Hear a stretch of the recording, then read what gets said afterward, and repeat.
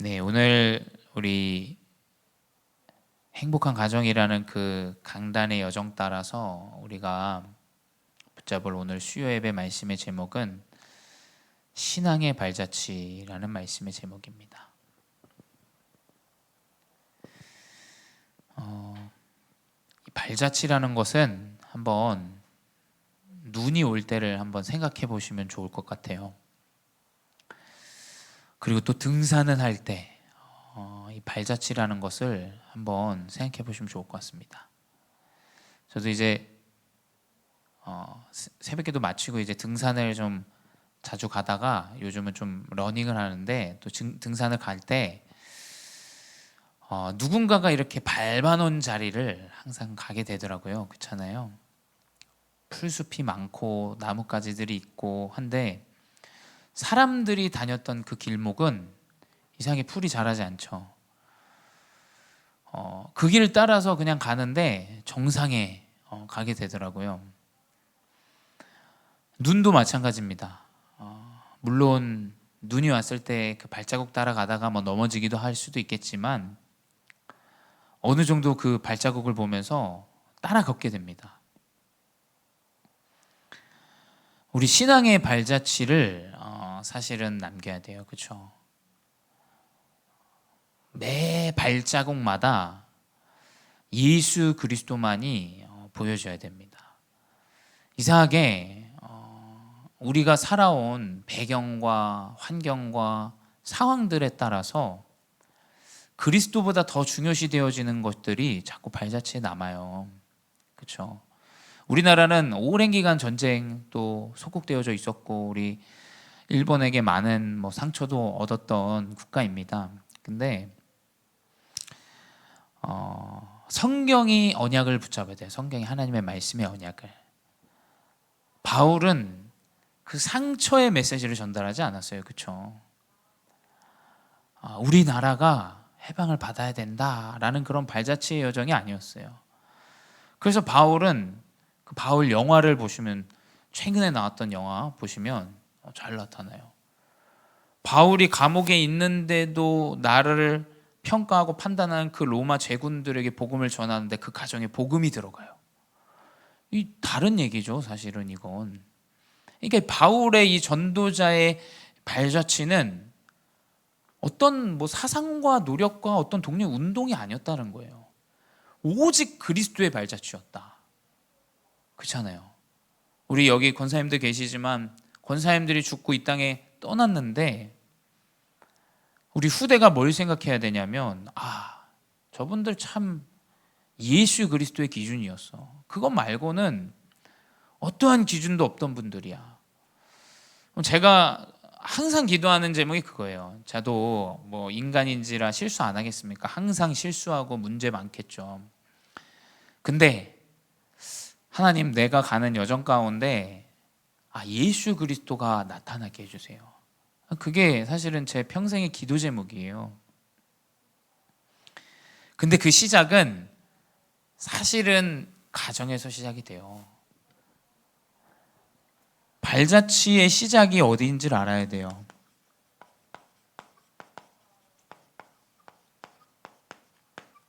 그 시작은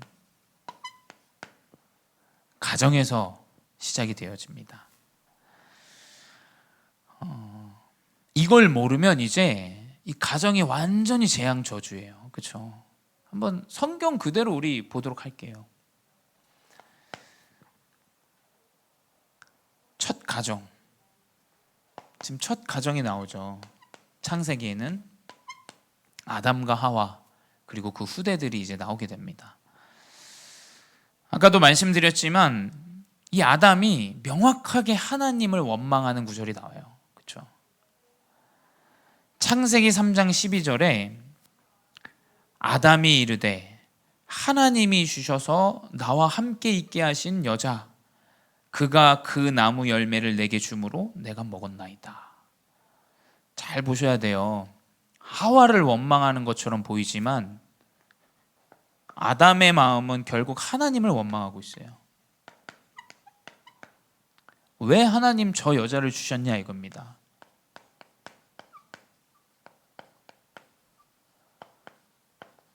우리 대부분 가정에서 상황과 환경 때문에 다 넘어져요. 그렇죠?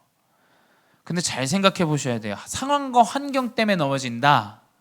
하나님을 믿지 않는 것일 수도 있어요. 잘 생각해 보셔야 됩니다. 하나님은 모든 만물의 창조주시고 모든 하나님 세계봉화의 여정, 나에 대한 여정, 여러분에 대한 여정 다 가지고 계세요. 하나님 실수가 없으신 분이에요. 근데 하나님이 실수로 하와를 하나님이 아담에게 주셨겠습니까? 돕는 배필로 하와를 하나님이 아담에게 주셨어요. 그렇죠? 근데 하와를 원망하는 것 같지만 결국엔 누굴 원망하느냐? 이 첫 가정에서 아담이 하나님을 원망해요. 결국에는 이것이 문제의 시작이 되어져요. 사실 이 모든 시작이 이제 이것이다. 창세기 3장 12절 그리고 창세기 3장 5절. 하와도 마찬가지죠. 하와도 사단이 하나님처럼 될 것이다 라는 그것 때문에 선악과를 따먹어요. 그렇죠? 하나님처럼 될 것이다 라는 내가 주인이 된 그 기준, 그리고 결국엔 남자는 하나님을 원망하는 기준. 여러분, 상황과 환경과 사람 절대 원망하지 마십시오. 그건 하나님을 원망하는 것과 같아요. 하나님은 실수가 없으십니다. 왜 나에게 우리 가정에 이런 사람을 주셨나? 우리 와이프 왜 이러냐? 우리 자녀 왜 이러냐? 그건 하나님을 원망하는 것이에요. 하나님의 계획을 전혀 모르는, 영적인 비밀을 모르는 사람의 이야기입니다. 그래서 저는 하나님의 가정을 성경에서 봤어요. 이번 주 본문에 나와요. 창세기 2장 24절에서 25절에 나오게 됩니다. 자, 3장 12절은 이제 원죄가 찾아오고 난 가정의 여정이에요. 근데 창세기 2장 24절 25절은 죄가 들어오기 전에 가정을 지금 봅니다. 참 재밌는 얘기가 나와요. 아주 이 성경이 진짜 해답이에요. 답. 가정은 어때야 하냐? 저는 25절 먼저 잡았습니다. 아담과 그의 아내 두 사람이 벌거벗었으나 부끄러워하지 아니하더라. 하나님의 가정은 무엇이냐?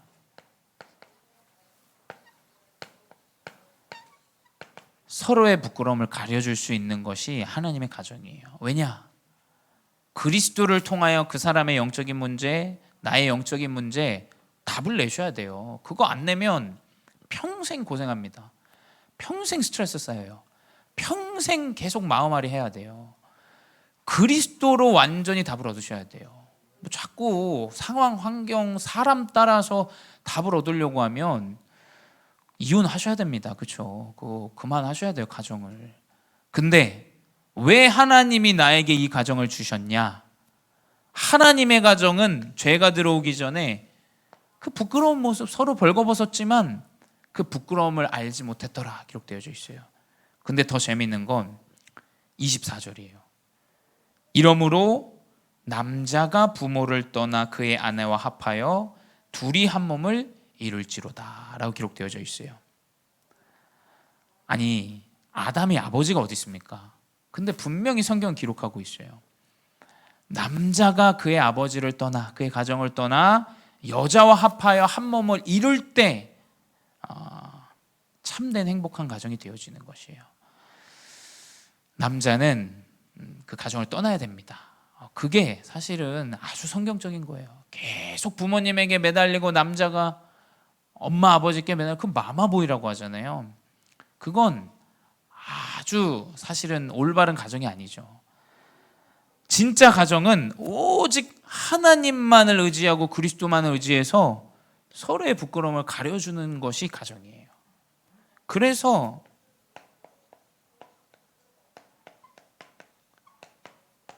영적인 힘을 얻어야 돼요.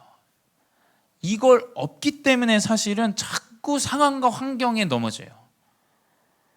그게 후대에게 전달돼야 돼요. 후대는 그 발자취만 보고 따라가는 거예요. 평생 육신적으로 잘해 보십시오. 그 자녀가 잘한다고 인정합니까? 지금 그 얘기를 하는 게 아니에요. 내가 잘해줬느냐 잘해주지 못했느냐, 서운하냐 서운하지 않느냐. 우리 부모님의 여정 오직 그리스도 한 이 언약 붙잡고 가셨어. 아니 이게 남아야죠. 나를 잘해줬다, 뭘 나를 못해줬다. 아니 그건 여러분 아무리 자녀에게 육신적으로 잘해준들 상처가 안 남을 수가 없어요. 그렇잖아요. 우리의 발자취는 후대에게 이 영적인 힘을 전달해 줘야 돼요. 전달하는 건 내가 강요하고 막 이야기해서 그 사람이 누리게 해주는 게 아닙니다. 그 누리는 건 하나님의 영의 은혜가 임해야 되는 거예요. 나는 뭐냐? 어떠한 상황과 문제와 사건 속에서도 이 영적인 힘을 누리고 있으면 돼요. 왜 자꾸 상황과 환경 이야기하냐? 사실 힘이 없다는 거예요. 그렇지 않습니까? 만약에 제가 아버지가 목회자이기 때문에 내가 여기서 목회하는 게 어렵다. 환경을 이야기하지만 사실은 그걸 넘지 못한다는 얘기 아닙니까? 그렇죠? 그 상황과 환경은 사실 영적인 힘으로 다 하나님이 넘게 하세요. 그 발자취가 남아야 됩니다. 그 발자취. 그래서 첫 번째, 우리 이 발자취 따라서 결론을 내려야 돼요. 우리의 신앙은 결론을 내리셔야 됩니다. 결론이 안 내려지면 이제 계속 갈등해요. 계속 걱정 염려합니다. 결론을 내려야 돼요.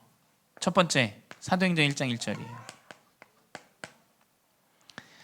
무슨 결론이냐?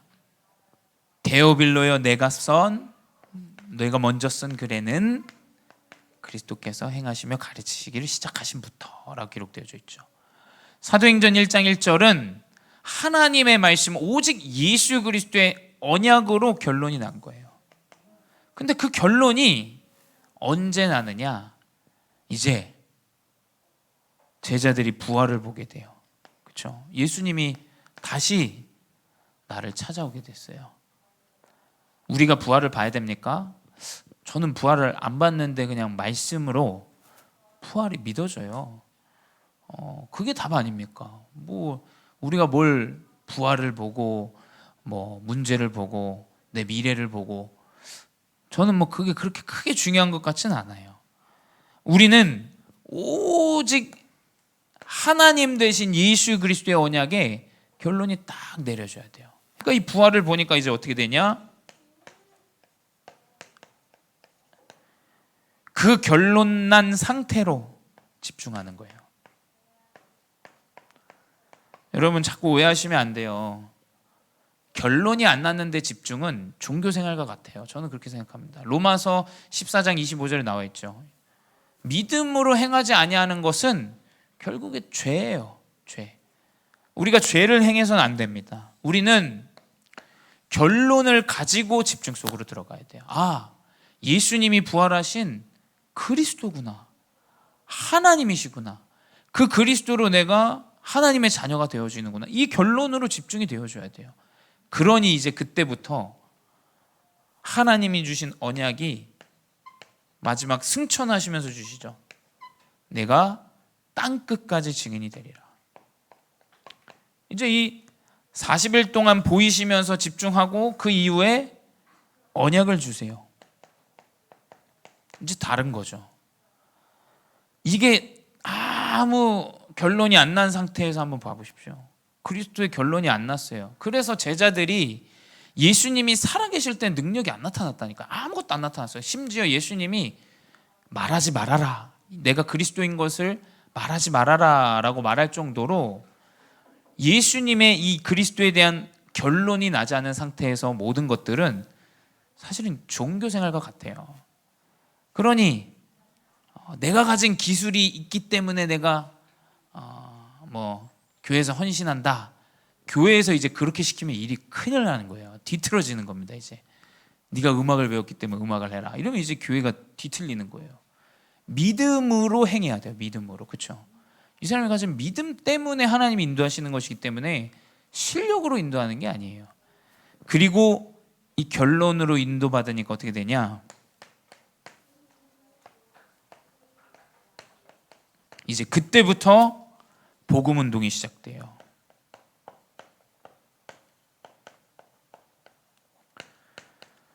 이게 결론도 안 나는데 캠프해라. 뭐 소용없다고 저는 여겨져요.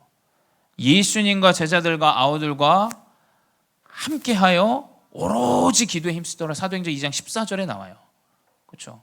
죄송합니다. 사도행전 1장 14절. 오직 결론 난 제자들이 기도하고 모이는데 거기에 사도행전 2장의 15나라들이 이제 모이게 됩니다. 아니 그 신앙의 여정이 되어줘야죠. 그 결론의 신앙의 여정이. 네, 아기 그만 보시고요. 네. 자, 그 결론의 발자취 따라서 이제 그 여정을 따라서 가는 겁니다. 그 결론이 난 발자취들이 이제 그 별명들이 나와요. 그 별명들이 로마서 16장 1절에서 27절에 나오게 됩니다. 이 결론의 발자취는 무엇이냐? 평생의 영원한 응답의 이 중직자들의 이름들이 나오게 됩니다. 로마서 16장 1절에서 27절 쭉 묵상해 보세요.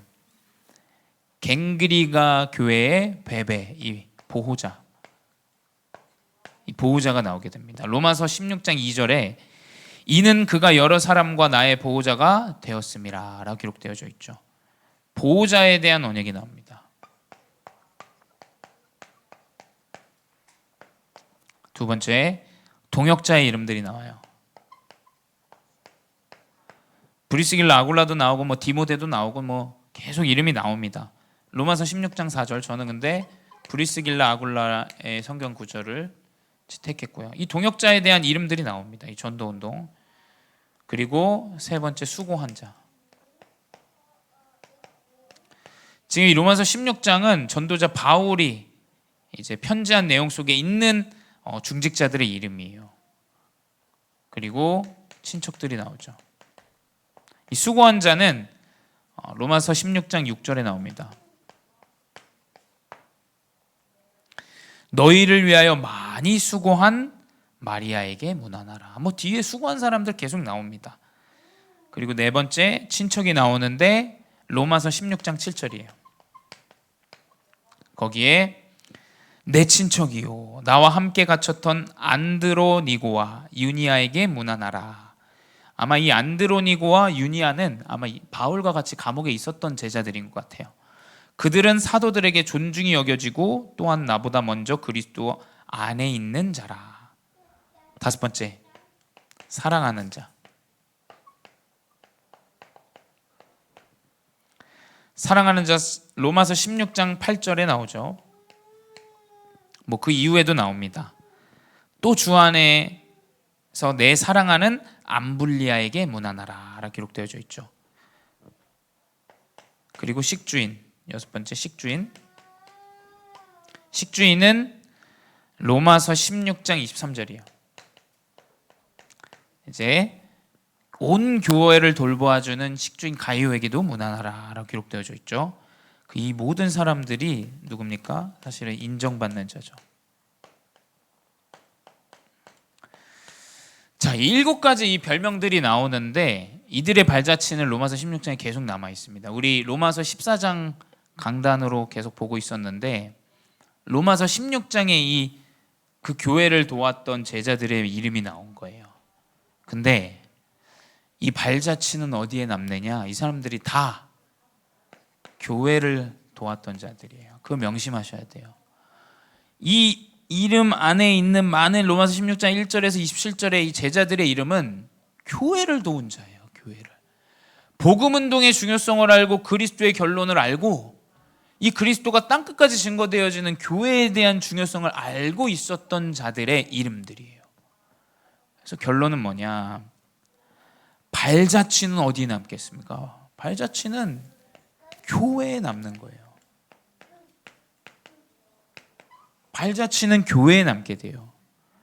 그래서 로마서 16장 17절에서 19절에도 나옵니다. 그래서 배운 교훈을 거슬러 분쟁을 일으키거나 거치게 하는 자들에게서 떠나라. 이들은 자기들의 배만 섬기나니 교활한 말과 아첨하는 말로 마음을 미혹하느니라. 너희가 선한데 지혜롭고 악한데 미련하라. 교회에 왜 우리가 교회를 섬겨야 됩니까? 교회를 섬겨야 되는 이유는 한 가지밖에 없어요. 이 복음 운동의 가장 전초지기 때문이에요. 복음이 땅끝까지 증거되어지고 제자가 서고 선교사를 파송하게 되는 것은 교회를 통해서 시작이 되어지기 때문이에요. 그래서 교회에 대한 발자취 언약을 딱 붙잡으셔야 돼요. 그래서 그 교회에 우리는 생을 걸고 이 세 가지의 언약을 붙잡아야 됩니다. 이건 로마서 16장 25절에서 27절에 기록되어져 있습니다.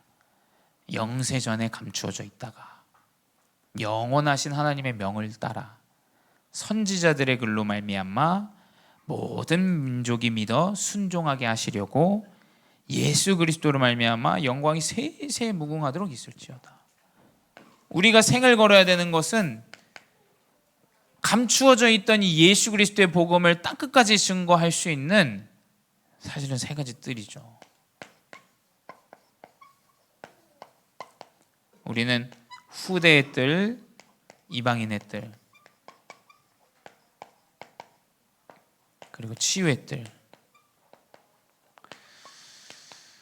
하나님이 세우실 겁니다. 우리가 세우는 게 아니기 때문에 하나님이 문을 여시고 하나님이 인도하시게 돼 있어요. 특별히 우리 6월 1일 이제 다민족 이 러시아 TCK 아이들 태권도와 한국어 함께하는 이제 뜰이 이제 우리 대박다발 3층 건물입니다. 여기 앞에 그 3층 건물에 이제 시작이 되어죠. 6월 1일 토요일에 우리가 개업 예배를 합니다. 그래서 모든 중직자분들 놓고 끝까지 기도해 주시고 개업 예배 참석하셔서 이 뜰을 놓고 기도해 주셔야 돼요. 우리가 이 뜰을 통해서 지금 유추할 수 있는 건 우리가 TCK 사역을 이제 본격적으로 시작합니다. 나머지는 언제 되냐? 뭐 하나님이 때가 되면 문을 여시겠죠. 결론은 뭐냐? 우리는 이 모든 이 발자취의 여정 가운데 이제 이 끊임없는 상황과 환경에 속게 됩니다.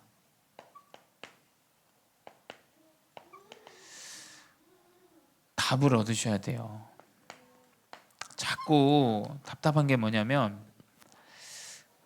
강단의 말씀과 내가 전혀 관계가 없이 살아가면 이제 사실은 자꾸 이제 육신적인 것들을 행하게 돼요. 그것 때문에 이제 눌려요. 내가 새벽기도 못 나오면 이제 눌리고, 내가 예배 빠지면 눌리고.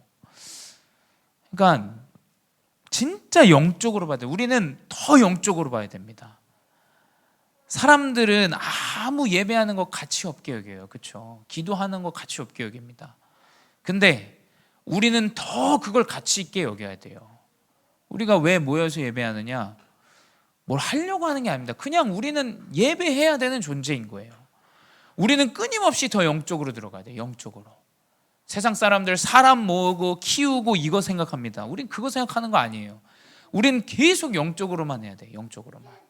그래서 모여서 기도하고 모여서 하나님 예배드리고. 그러니까 한 게 없지 않습니까? 이 이방인의 뜰 준비하는 것도 우리가 뭘 준비했습니까?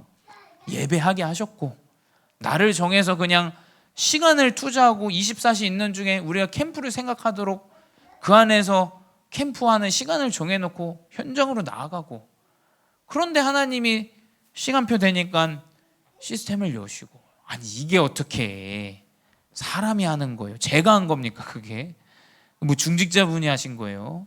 누가 한 겁니까? 그게 하나님이 하셔야 돼요. 하나님이. 우리는 더 영적으로 들어가야 돼요. 제발 상황과 환경에 강단의 말씀으로 답을 얻으세요.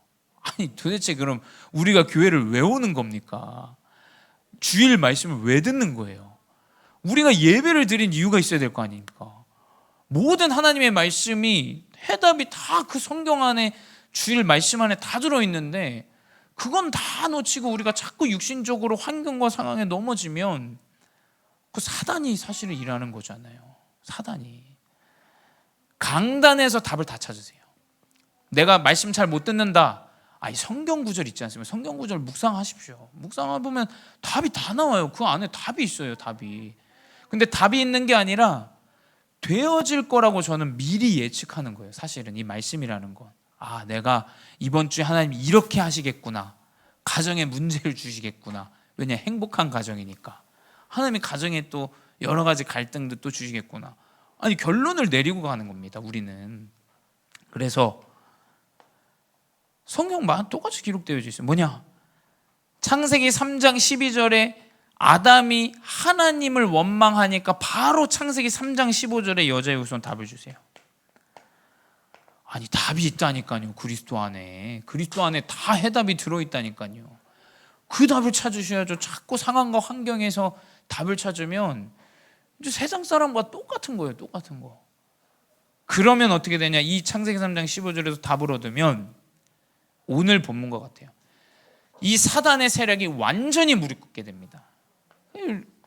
사단이 무릎을 꿇어야 될 거 아닙니까? 계속 좋다고 이 사람 따라다니면서 시달리게 하고 상황과 환경 때문에 넘어지게 하고 그리스도로 우리 다 담난 인생 아닙니까? 근데 자꾸 우리가 시달려서 되겠어요? 사단이 이미 우리 발 앞에 딱 무릎 꿇도록 우리는 그리스도 언약을 딱 붙잡고 나가야죠. 그 발자취가 남아야 됩니다.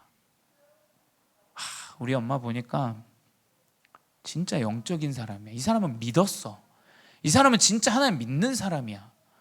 문제 상황과 환경 와도 오직 그리스도로 답을 내.